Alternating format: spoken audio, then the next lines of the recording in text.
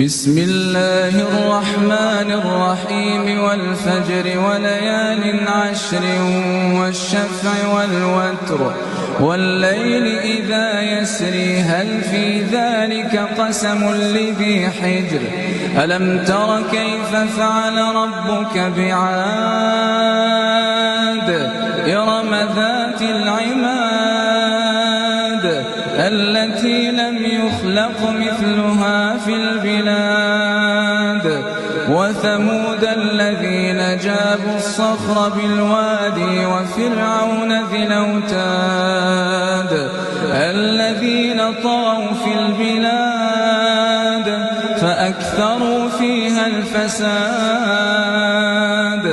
فصب عليهم ربك سوط عذاب